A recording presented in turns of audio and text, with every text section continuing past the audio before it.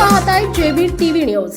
बातमीत सत्यता हीच आमची ओळख। महापालिका निकालानंतर ईव्हीएम विरोधात सर्वपक्षीय एल्गार 26 जानेवारीला रास्ता रोको आंदोलनाचा इशारा।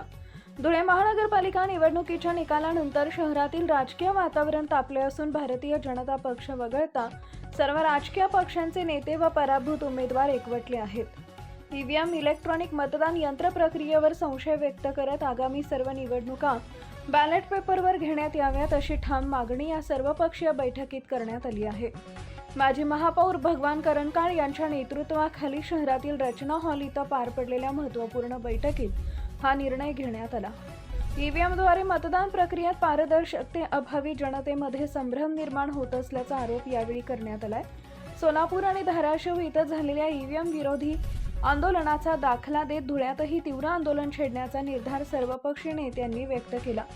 या पार्श्वभूमीवर धुळ्यातील सर्वपक्षीय लोकप्रतिनिधी व उमेदवार उद्या जिल्हाधिकाऱ्यांना निवेदन सादर करणार असून आपल्या मागण्यांकडे प्रशासनाचं लक्ष वेधण्यासाठी 26 जानेवारी रोजी पालकमंत्र्यांसमोर रास्ता रोको आंदोलन करण्याचा इशाराही देण्यात आला आहे।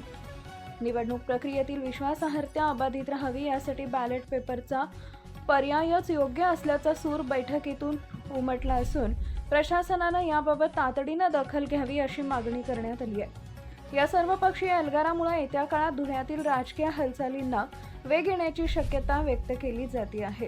प्रतिनिधी परीक्षित परदेशी, धुळे।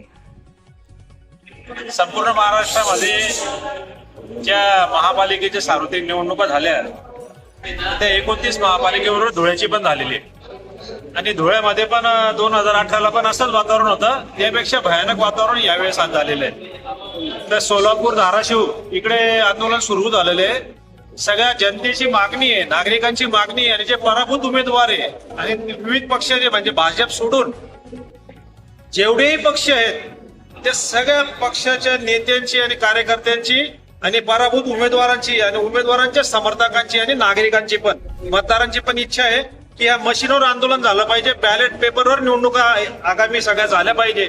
याच्यासाठी एक व्यापक बैठक आम्ही या रचना हॉलमध्ये आयोजित केली आणि त्या बैठकीला अतुल भाऊ, जोसेफ अण्णा मलबारी, शरद पाटील, सुनील तात्या नेरकर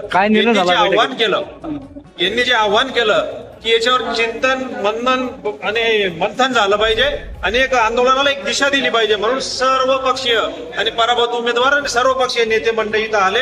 आता आमची दिशा, आगामी आंदोलनाची जी दिशा आहे 26 जानेवारीला आम्ही रास्ता रोको करणार आहे आणि उद्या माननीय जिल्हाधिकाऱ्यांना एक सर्व पक्षीय नेते मंडळीचं एक निवेदन देणार आहे नागरिकांच्या वतीने। धन्यवाद।